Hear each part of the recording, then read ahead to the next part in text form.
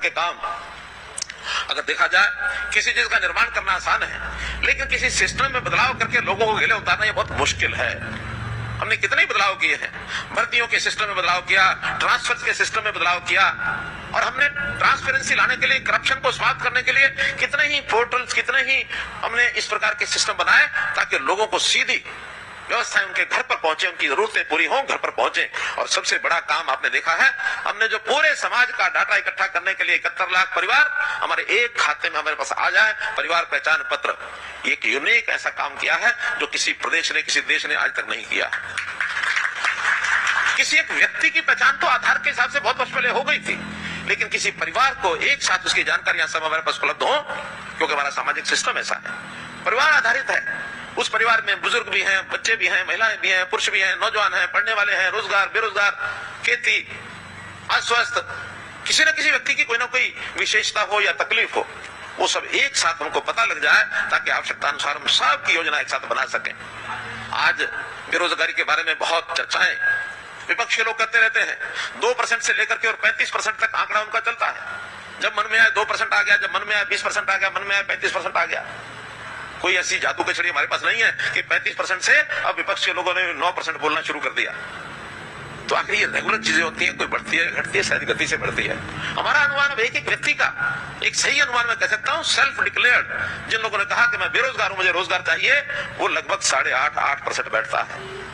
अब 8%, 9% का अंतर तो मैं समझ सकता हूं, लेकिन 8-9% की बजाय उसको 34% कह देना सिवाय राजनीतिक प्रोपेगेंडा करने के और कुछ नहीं है। और हम इन सब 8% लोग हैं, इनका एक एक का हिसाब हमारे पास है, किसको कहां आवश्यकता उसकी पूर्ति हो सकती है। सरकारी रोजगार के नाते फार्म भरने का काम वो करते हैं, हम पारदर्शी तरीके से नौकरियां देते हैं। प्राइवेट नौकरी के नाते हम अपने उद्योग को बढ़ावा देते हैं। हमारा उद्योग ईज ऑफ डूइंग बिजनेस के कारण से बहुत अच्छा बढ़ रहा है। उस नाते से हमने पिछले 9 साल में, 9.5 साल में 30 लाख लोगों को रोजगार देने के अवसर उपलब्ध कराए हैं।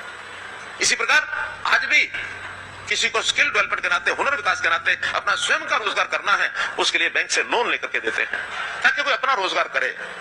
हर किसी को सरकारी नौकरी, पक्की नौकरी मिलना संभव नहीं है, इसलिए हर किसी व्यक्ति को रोजगार का अवसर मिले, इसके लिए हम पूरा ध्यान रखते हैं। और अब तो हमने जो HKRN का जो पोर्टल अपना बनाया है, ऐसे बेरोजगार जिनको रोजगार चाहिए उसके ऊपर रजिस्टर करते हैं।